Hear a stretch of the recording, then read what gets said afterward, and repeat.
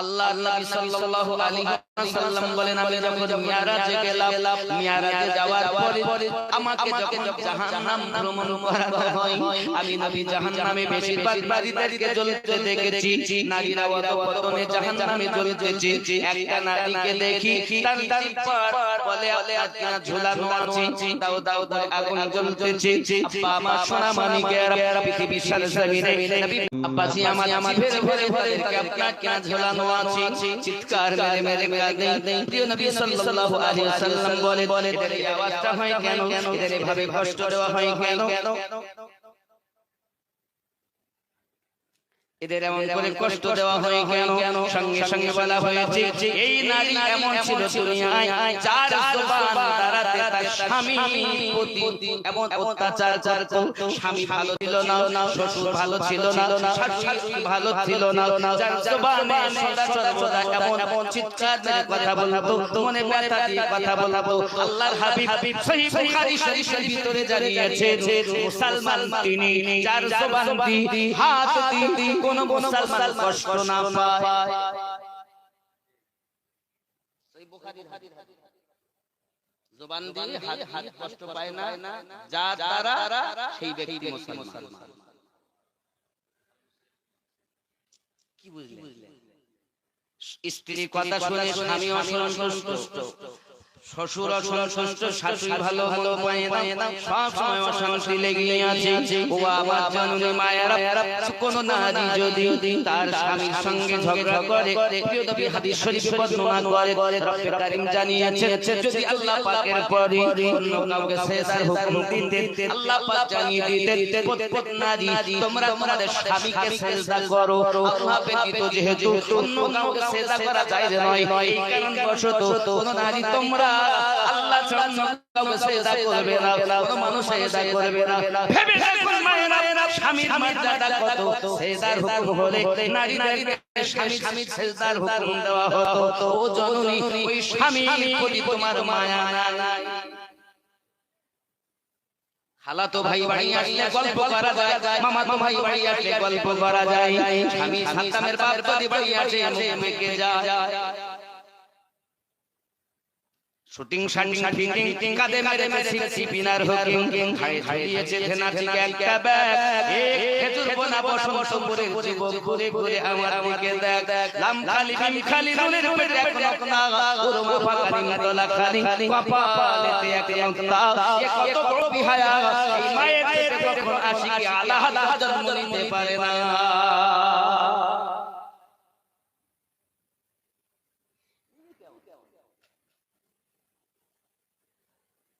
জবান যুবক সোনা মানিকেরা, ও আমার জননী মা খালা, শুনে নিন না রাতের বেলা তোমার স্বামী তোমার দ্বারাতে আঘাতপ্রাপ্ত হয়েছে, তোমার শ্বশুর তোমার দ্বারাতে আঘাতপ্রাপ্ত হয়েছে, তোমার শাশুড়ি তোমার দ্বারাতে আঘাতপ্রাপ্ত হয়েছে।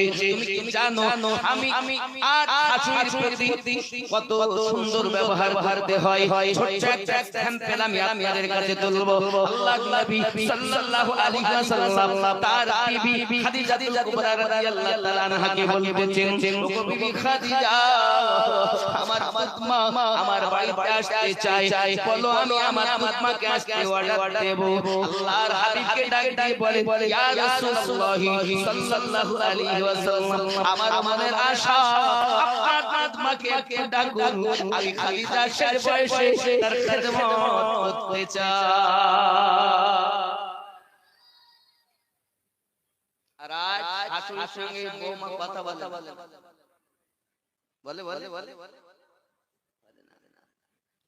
আমার কথা রাখতে হবে বলো, কিন্তু আমি শাশুড়ির কথা বলছি তো, এরপরে বৌমার কথা বলো নাকি ছেড়ে দেব, আর বলবো না, বলবো জোরে বলবো সুবহানাল্লাহ। नूर का सागत, नूर की महक, नूर का छलका जाम मदीना, तुझे सलाम साहिल रहमत पर नहीं होगा कोई भी तशना का मदीना, तुझे सलाम। जोरे बोले এটা আমার ওয়াহাবি দান, আমি যত বলি তত পরিষ্কার হয়। যখন উঠেছি তখন মনে হচ্ছে আমি শেষ হয়ে গেছি। अरे আমি বাঁশি বাজাবো না বাজালে যেমন বাজাবে তেমন বাজবা জোরে বলে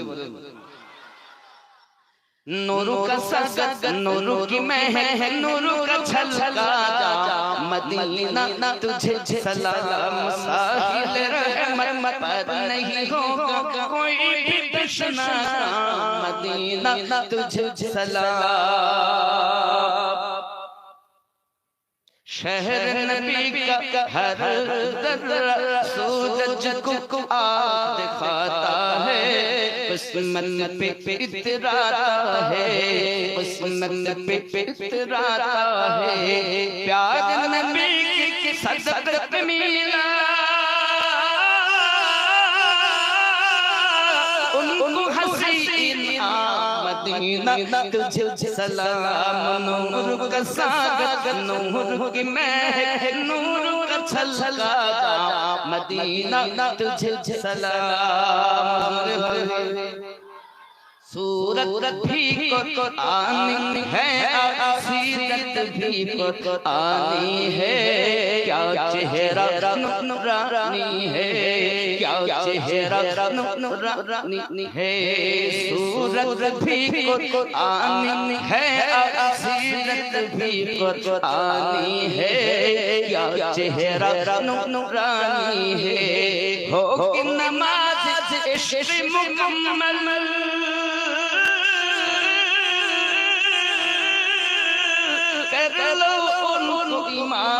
मदीना तुझे सलाम नूर का सागर नूर की महक नूर का छलका मदीना तुझे सलाम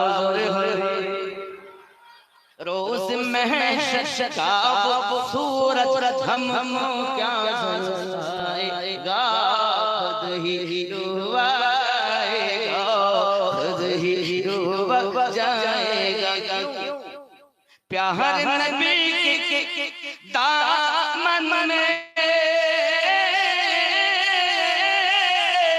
करेंगे हमारा मदीना तुझे सलाम नबी दामन हमारा आराम करो কেন सरकार आला हजरत बोले तुझसे आओ जन्नत से क्या मतलब अभी दूर हो हम रसूलुल्लाह की जन्नत रसूलुल्लाह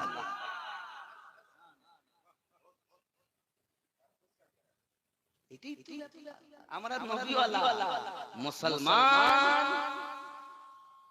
আজ এই জমিনে যদি সে এমন হালাল জীবন দিতে পিছপা হয় না দেখেছে তো আব্বাজি আমার খেয়াল করুন পৃথিবীর জমিনে আমরা ইতিহাস অনেক শুনেছি আমার জননী যে কথা বলছিলাম বাবা আমার আম্মা জান খাদিজাতুল কুবরা বলে ঠিক আছে আমার মায়ের খিদমত করো এখন আসলেন তিনি উজুর পানি খাওয়ার পানি রাতের বেলা যত সময় না ঘুমিয়ে দিতেন শাশুড়ি খিদমত করতে হাগো কে তিনি আরবের সর্বশ্রেষ্ঠ ধনী ছিলেন যিনি আম্মা খাদিজাতুল কুবরা হলেন তিনি আপনাদের কি বলবো বাবা শান্তি পাই সোনার রওজায় হাই মক্কায় খানায় কাবা পার হয়ে জিন মসজিদের অপোজিট আগে গোরস্থানে এখানে ছিল এখন মাঝখানে রাস্তা হয়েছে প্রথমে দ্বিতীয় ওই রাস্তা ওভারটেক করে গেলে আমার আম্মা খাদিজাতুল কুবরা রাদিয়াল্লাহু তাআলা আনহা রওজা মুবারাকা পাবেন গোরস্থানের ভিতরে যিনি উম্মতে মুসলমানদের মুসলিমিনের বড় আম্মা তিনি মা খাদিজাতুল কুবরা রাদিয়াল্লাহু তাআলা বাচ্চা যত কষ্ট করুক যদি মায়ের কাছে যায় না শান্তি পেয়ে যায় দুনিয়ার কোনো জায়গায় যায় তার শান্তি হয়নি কিন্তু মায়ের কোলে যখন বাচ্চা চলে আসে কি শান্তি দুনিয়ার শান্তি যেন মায়ের কোলে হয়েছে আমার আমার খাদিজা কুবরা রাদিয়াল্লাহু তাআলা তাআলা নিকটে যখন আমি দাঁড়িয়েছি আমি আপনি ভাষায় বলতে পারবো না। হায় হায়, যে মা সোনার গিলাস সোনার পালঙ্কে থাকা জননী সব আমার নবী পাকের কদমে কুরবান করে দিয়েছি। যিনি জাবলে নূরে আমার দয়ার রাসূলের জন্য খাবার নিয়ে উঠতে আয় জাবলে যদি কখনো মক্কায় যায় আল্লাহ রহমত হলে আপনি জাবলে পাহাড়ে যাবেন। এখন তো পাহাড়ে ওঠা ৬০০০ হাজারেরও বেশি উঁচা। এখন তো ওঠা বড় সহজ। আমার মা খাবার কি কষ্ট করে উঠতেন আমার নবী ২০ দিন ২৫ দিন ২৭ দিন ২৯ দিন পর্যন্ত ওই জাবলে নূরের ভিতরে উম্মতি উম্মতি বলে এ বসে মুরখাদ করার মানুষ কে তোমাকে পাগল বানিয়েছে? তোমাকে তো নবী বলে নবী যে কাঁদছে হাসো কম কাঁদো বেশি, দুনিয়ায় কাঁদো আখিরাতে কম কাঁদতে হবে। দুনিয়ায় যত হাসবে তত বেশি কাঁদবে। যে চোখ আমার নবীর নাম শুনে কাঁদে, মহব্বতে কাঁদে, আহলে বায়াতের মহব্বতে কাঁদে, সিদ্দিক আকবরের মহব্বতে কাঁদে, ওই চোখ কখনো জাহান্নাম জ্বালাতে পারে। কাঁদো কাঁদো, বাপ মরে গেলে কান্না আসে, মা মারা গেলে কান্না আসে, কিন্তু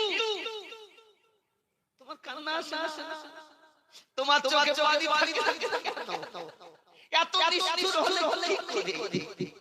তুমি যে উম্মত বলে দাবি করছো, নবী যে 1400 বছর পার হয়ে গেছে, এখনো যে উম্মতি বলছে। কবরে কি তোমার বিবি যাবে? না। বাপ কি যাবে? না। সন্তান তাও যাবে না। কে যাবে? যেই তোমাকে কবরে রাখা হবে, নবী কামলিওয়ালা তোমার কবরে তাশরীফ নিয়ে আসবে। আমার উম্মত কি আমার পরিচয় সঠিক দেয়? আমার উম্মত কি আমাকে দেখে কি চিনতে পারে? আরে যে নবী যে উম্মত নবী কি এই জগতে থাকতে দেখিনি, কবরে চিনতে কেমন?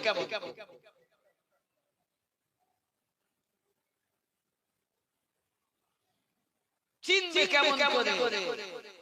নবীকে কবরে চিনতে গেলে দুনিয়াতে চেনা লাগবে, আর এই নবীকে চিনতে গেলে আপনাকে মুর্শিদ কামালের কাছে বিক্রি হতে হবে। ও করেছে পৃথিবীতে সার জমিনে চিরদিন থাকতে আসে হযরত আম্মা খাদিজা কুবরা রাদিয়াল্লাহু তাআলা খাদ্য নিয়ে যেতে লেট হতো, আমার আল্লাহ ভালো লেগে গেল নবী পাক পানাহারে থাকা।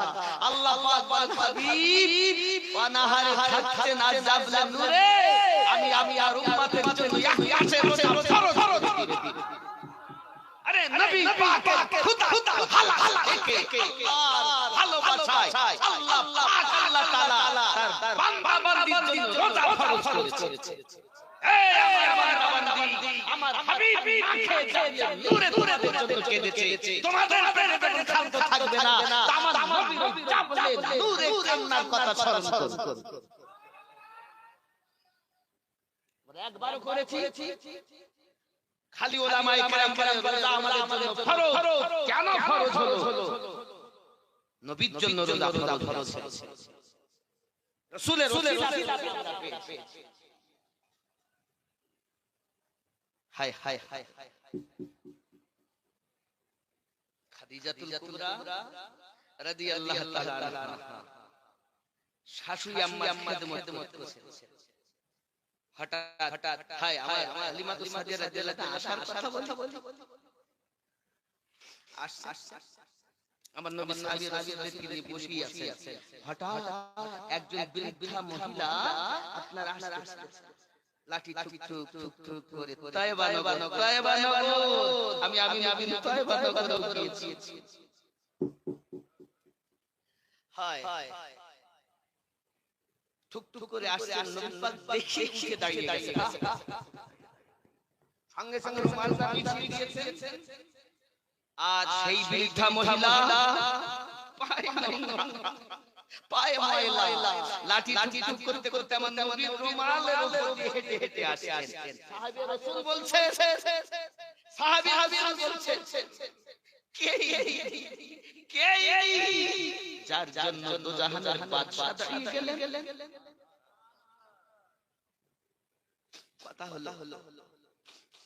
কথা বলা চলে যাচ্ছে।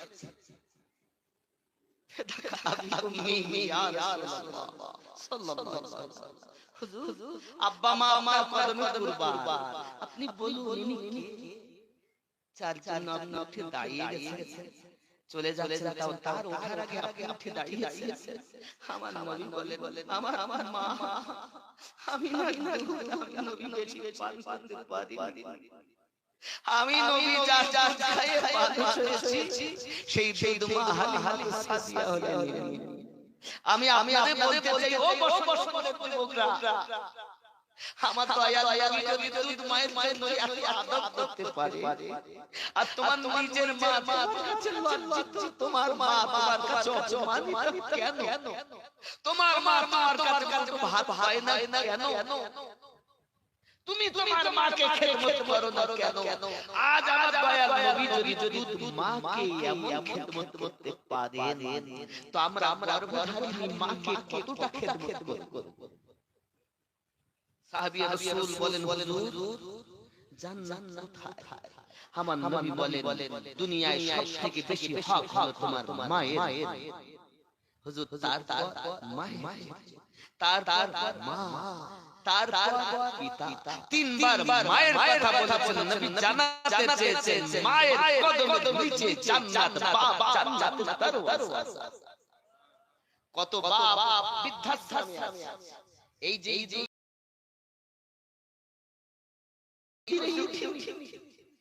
মায়ের নসিবে উঠিনি। কি ভেবেছে বাবা? এখন হালিমা সাদিয়া বলে, বৌমা আমি তো বেশি থাকতে পারবো না, মা আমি তো চলে যাব মা। তখন স্বামীকে বলছেন, ইয়া রাসূলুল্লাহ, ইয়া হাবিবাল্লাহ, আমার দুধ মা যাবে, আমার দুধ মায়ের জন্য উপহার দিতে হবে। তাইবা নগরে মানুষ জিজ্ঞাসা করবেন, বেটার বাড়ি গিয়েছিল তো বেটা কি দিয়েছে, বৌমা কি দিয়েছে? জিজ্ঞাসা করেন না? যদি চলে আসে বেটার বাড়ি, তা কি তোমার বৌমারা কি দিয়েছে গো? সুধাই তো ঠিক খাদিজা কুবরা রাদিয়াল্লাহু তাআলা বলেছেন, আমার শাশুড়ি আম্মা যাবে, তা কি দেওয়া যায়? উনি করলেন কি, টাকা পয়সা যা দেওয়া সে তো দিলেন। উনি দিয়েছেন 6টা উট, 40টা বকরি। আর আমাদের ঘরে যদি মা আসে, তাহলে তোমার মাকে দিলে হবে। তুমি কি একটাই বেটা, আর কি বেটা নাই? তোমার মা কি দিবা? যত কম দেওয়া। এরকম আছে না বৌমা, আছে না?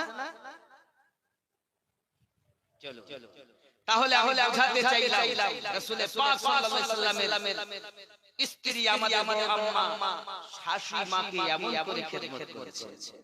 যত সময় শাশুড়ি না ঘুমাতেন, তত খাদিজা আম্মা ঘুমাতেন। স্বামীর খেদমতের কথা শোনা। আমার আমার জননী মায়েরা ভালো করে শুনুন, নবী তো জাহান সাল্লাল্লাহু আলাইহি ওয়াসাল্লাম একদিন আম্মা আয়েশা রাদিয়াল্লাহু তাআলা আনহাকে কথা প্রসঙ্গে বলতেছেন, খুব খাদিজা রাদিয়াল্লাহু তাআলা আনহার প্রশংসা নবী আমার করছেন। আম্মা আয়েশা বলেন, হুজুর তার হলো 40 বছর, আপনার 25, তার বার্ধক্য, আপনার জওয়ানি। এই কথা যখন বলেছেন নবী আমার কলিজায় ব্যথা পেয়েছেন।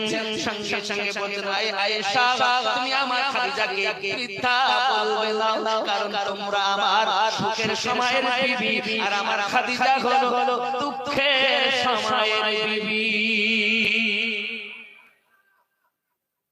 ওগো আয়েশা জেনে রাখো, শুনে রাখো, আমি যখন ইসলাম প্রচারের জন্য বাইরে বেরিয়ে যেতাম, দরজার কাছে এসে শুধু একবার আওয়াজ দিয়েছি খাদিজা, দরজা খুলে যেত।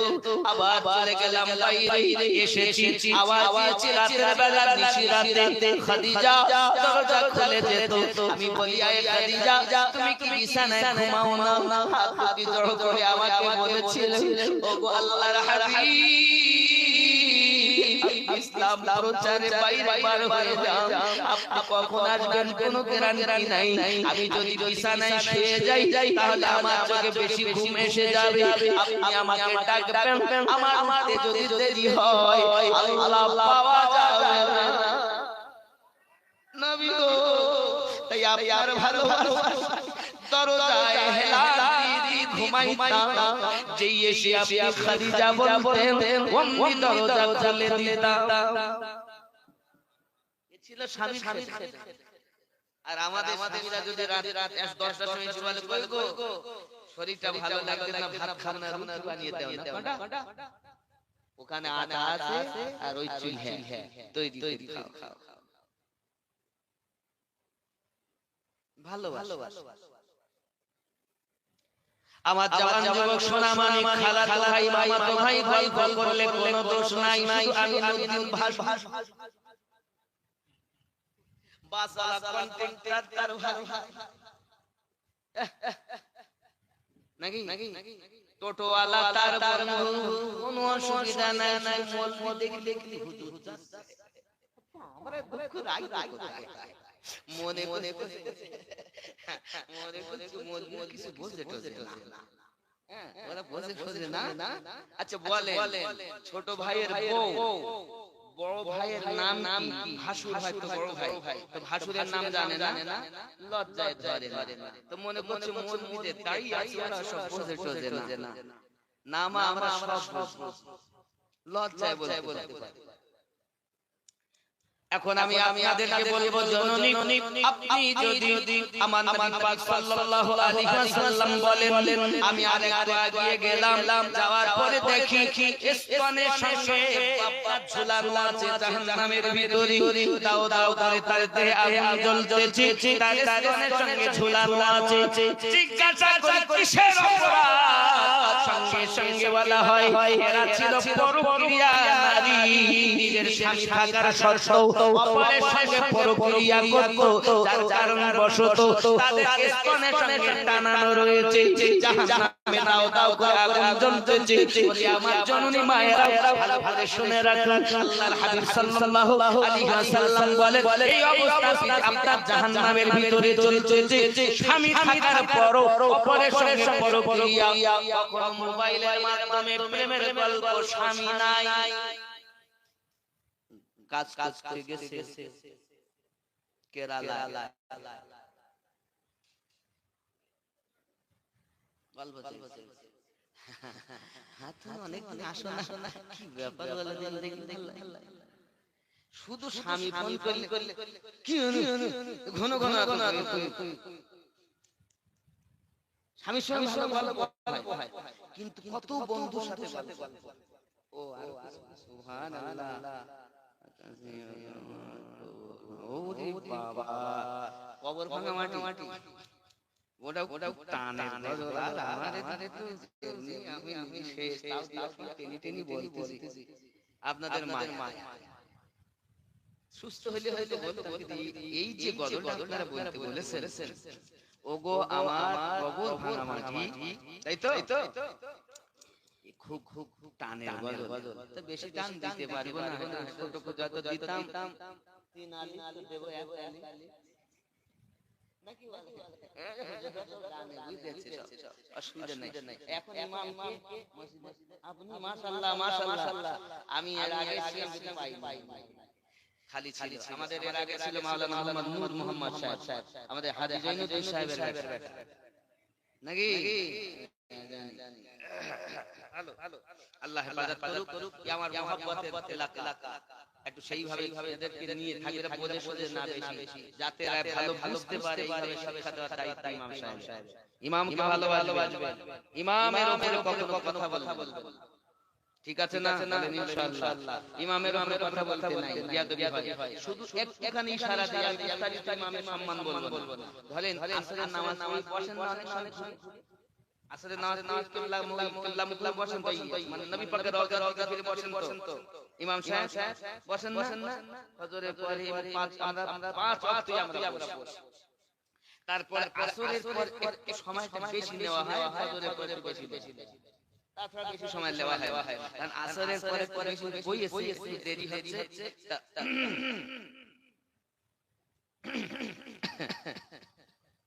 মানে কি বলতে চাচ্ছি বলেন দিন তাড়াতাড়ি দোয়া করেন এই করে গলা খালা দেওয়াটাও